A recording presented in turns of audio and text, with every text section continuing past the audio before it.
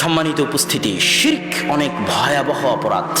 আল্লাহ সুবহানাহু ওয়া তাআলা বলছেন, ইয়া বানি আদম লাউ আতাইতানি বিকরাবিল আরজি খাতায়া, হে আদম সন্তান, যদি কিয়ামতের মাঠে আসমান জমিন ভর্তি গুনাহ নিয়ে উপস্থিত হও আর তার মধ্যে শিরক না থাকে, তাহলে আমি আল্লাহ আসমান জমিন ভর্তি ক্ষমা নিয়ে উপস্থিত হব। ইন্নাল্লাহ লা ইয়াগফিরু আন ইউশরিকা বিহি ওয়া ইয়াগফিরু মা দুনা যালিকা লিমান ইয়াশা। আল্লাহ সকল গুনাহ ক্ষমা করতে রাজি আছেন, কিন্তু শিরকের গুনাহ আল্লাহ সুবহানাহু ওয়া তাআলা ক্ষমা করবেন না।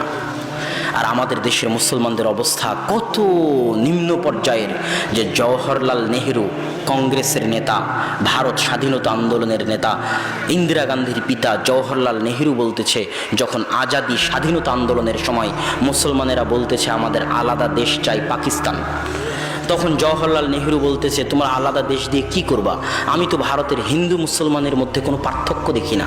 তাহলে বলেন কি আপনি ভারতের হিন্দু মুসলমানের মধ্যে কোনো পার্থক্য দেখেন না? তো বলেন না, মুঝে হিন্দু মুসলিম মে কোই ফার্ক নজর नहीं आता, হিন্দু মুসলমানের মধ্যে আমি কোনো পার্থক্য দেখতে পাই না। কেন? তো বলে হিন্দুরা মাটির উপর মূর্তি বানিয়ে পূজা করে, আর মুসলমানেরা মাটির নিচে শুয়ে থাকা বাবার পূজা করে। তো একজনের পূজা করার বস্তু মাটির উপরে, আর একজনের পূজা করার বস্তু মাটির নিচে। একজনেরটার নাম মা আর আরেকজনেরটার নাম বাবা, এতটুকুই পার্থক্য। এর বাইরে তো আমি মুসলমানদের আর হিন্দুদের মধ্যে কোনো পার্থক্য দেখতে পাই না, আর এটা বাস্তবতা। সম্মানিত উপস্থিতি, এই জন্য আমাকে এবং আপনাকে তাওহীদের গুরুত্ব এবং রব এবং ইলাহের মধ্যে যে পার্থক্য, এই পার্থক্য আমাকে এবং আপনাকে অনুভব করতে হবে। এখানে আর একটা জিনিস বলি, মাঝখানে শিরক কেন আসে, শিরক কেন তৈরি হয়? শিরক যারা তৈরি করে তাদের সবচেয়ে বড় মাধ্যম হচ্ছে, তারা বলে শিরক এবং বেদাত দুটেই, সমাজে যত শিরক আর বেদাত প্রচলিত আছে তার একটা মূল কারণ হচ্ছে হুজুররাও বলে, পীরেরাও বলে, হিন্দু ব্রাহ্মণরাও বলে, খ্রিস্টান পাদ্রীরাও বলে, সিনাগগ ইহুদিদের রাব্বিরাও বলে, আরে তুমি অনেক গুনাহগার, তুমি কি আর ডাইরেক্ট আল্লাহর সাথে কথা বলতে পারো? তুমি কি আর ডাইরেক্ট আল্লাহর কাছে চাইতে পারো? আল্লাহর কাছে কিছু বলতে হলে মাধ্যম লাগবে, আল্লাহর কাছে কিছু বলতে হলে লিংক লাগবে। প্রধানমন্ত্রী হাসিনার সাথে কি ডাইরেক্ট যোগাযোগ করা যায়? মাধ্যম ধরা লাগে, ওয়াস্তা ধরা লাগে। এই জন্য আপনাদের এলাকায় দেখবেন যে হুজুরকে ডেকে নিয়ে আসা হবে দোয়া করানোর জন্য, আছে না নাই? জানাজার সালাত শেষ হয়ে যাবে, তারপরে কবরে গিয়ে যদি হুজুর দোয়া না করে তাহলে বলবে যে হুজুর ভালো না, হুজুর দোয়া করলো না। না এরকম আপনাদের এলাকায়? তো আমি আসতেছি লিংক ভাইয়ার কথায়। এখানে একটা কথা বলে নেই দোয়া সম্পর্কে, যে দোয়া করার সবচেয়ে বড় মাধ্যম হচ্ছে সালাত। রাসূল সাল্লাল্লাহু আলাইহি ওয়াসাল্লাম যখনই বিপদে পড়তেন তখনই বাদারা ইলা সালাহ, সালাতে দাঁড়িয়ে যেতেন। কিসের জন্য? দোয়া করার জন্য। সারা আলাইহা সালাতু ওয়াস সালাম যখন জালেম বাদশার কবলে বিপদে পড়লেন তখন উদ্ধারের জন্য সালাতে দাঁড়িয়ে গেলেন। কিসের জন্য? আল্লাহর কাছে দোয়া করার জন্য। আর বান্দা আল্লাহর সবচেয়ে নিকটবর্তী থাকে যখন সিজদায় থাকে। আর সালাত শব্দের শাব্দিক অর্থ হচ্ছে দোয়া। সালাত শব্দের শাব্দিক অর্থ কি? দোয়া। তাহলে আল্লাহু আকবার থেকে নিয়ে আসসালামু আলাইকুম ওয়া রাহমাতুল্লাহ পর্যন্ত সবই শুধু দোয়ার জায়গা। কিসের জায়গা? দোয়ার জায়গা। সালাম ফিরানোর আগে যত ইচ্ছা তত দোয়া করেন, সিজদায় গিয়ে দোয়া করেন, রুকুতে গিয়ে দোয়া করেন, দুই সিজদার মাঝে দোয়া করেন। এবার সালাম যখন ফিরলেন তখন কি শেষ হয়ে গেল? দোয়া শেষ হয়ে গেল। কি শেষ হয়ে গেল? দোয়া শেষ হয়ে গেল। এটা মাথায় রাখতে হবে। সালাত শেষ হলো মানে কি শেষ হয়ে গেল? দোয়া শেষ হয়ে গেল। এবার আপনি যদি বলেন যে হুজুর দোয়া করলো না, তাহলে বুঝতে হবে আপনি জাহেল, আপনি মূর্খ, আপনি অজ্ঞ, আপনি ইসলামের হাকিকত সম্পর্কে জানেন না, ইসলামের দর্শন সম্পর্কে জানেন না, ইসলামের অভ্যন্তরীণ গূঢ় তত্ত্ব সম্পর্কে জানেন না। সালাতুল জানাজা মানে দোয়া করার সালাত। সালাতুল জানাজা মানে মৃত ব্যক্তির জন্য দোয়ার সালাত।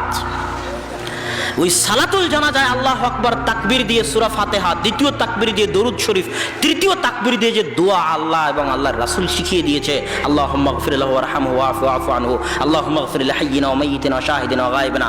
সারা দুনিয়ার সব হুজুর যারা কবরের পাশে গিয়ে দাঁড়িয়ে আপনার পিতার জন্য দোয়া করে দিবে, কেন লিংক লাগবে। আপনি তো আর দোয়া করতে পারেন না, আল্লাহ তো পর, আল্লাহ তো আর আপনার নয়, আল্লাহর কাছে চাইতে হলে ভায়া লাগবে, মাধ্যম লাগবে, এই জন্য হুজুরকে ধরে নিয়ে এসেছেন।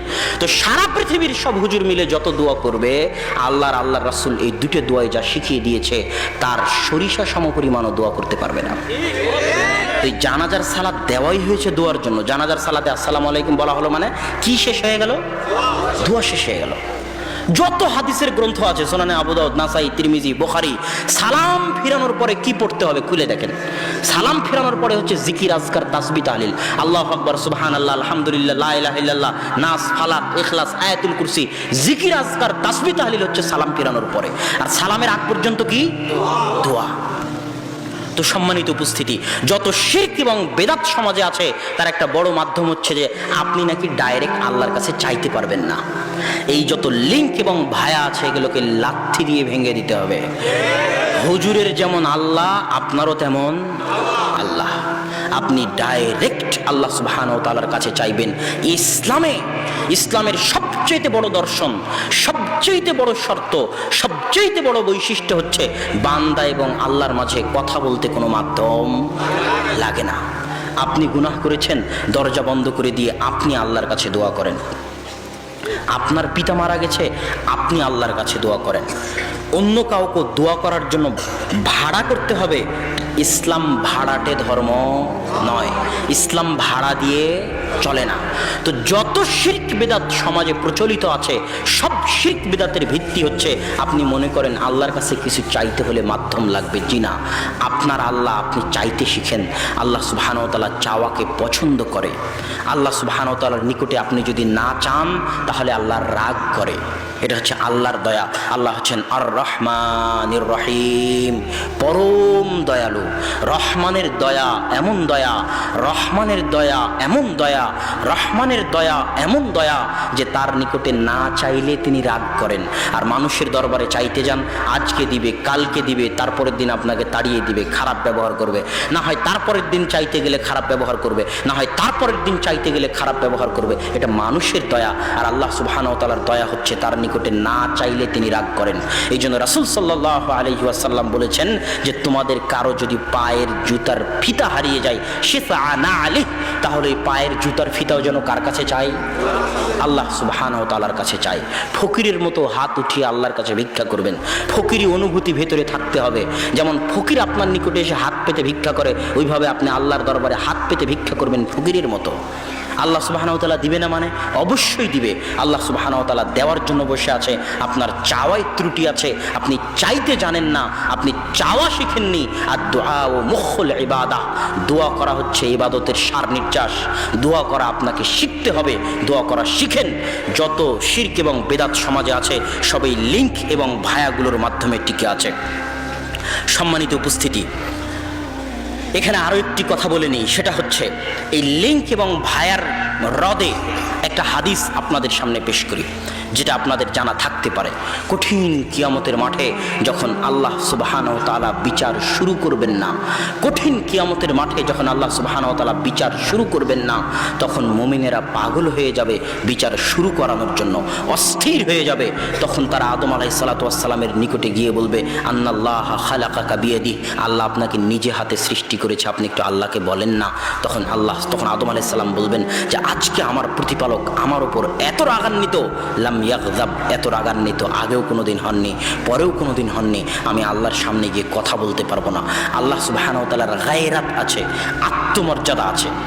আল্লাহ সুবহানাহু ওয়া তাআলার গায়রাত, আত্মসম্মান বোধ আছে, যে আত্মসম্মান বোধে তার নবীরা তার সামনে কথা বলতে ভয় পাচ্ছেন, তার নবীরা তার সামনে কথা বলতে চাচ্ছেন না।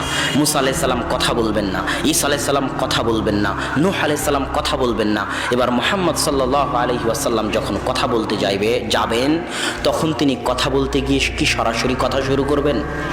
না, তখন তিনি সরাসরি সিজদায় পড়ে যাবেন। এটা আল্লাহর হায়বাত, এটা আল্লাহ সুবহানাহু ওয়া তাআলার আত্মমর্যাদা, যেটা তার নবীরা জানে, যে আল্লাহকে চিনে সে অনুভব করতে পারবে যে হায়বাত কাকে বলে, এই আত্মমর্যাদা বোধ কাকে বলে। আল্লাহ সুবহানাহু ওয়া তাআলার এই দাপট আল্লাহ সুবহানাহু ওয়া তাআলার এই আত্ম অহংকার, যা একমাত্র তার শানেই মানায়, আর কারো শানে মানায় না। তো এই কঠিন কিয়ামতের মাঠে নবী রাসূল যদি আল্লাহর সাথে কথা না বলতে পারে, তাহলে দুনিয়াতে যারা আপনাকে বলতেছে যে তুমি আল্লাহর সাথে ডাইরেক্ট কথা বলতে পারবা না, আমার মাধ্যম লাগবে, এরা কি কিয়ামতের মাঠে আল্লাহর সামনে দাঁড়াতে পারবে? এদের কি সাহস হবে, ক্ষমতা হবে? এই সমস্ত পীর, বাবা, অলি, আউলিয়া, তাবিজ, কবজ, এদের কারো কি সাহস হবে কিয়ামতের মাঠে আল্লাহর সামনে দাঁড়িয়ে কথা বলার?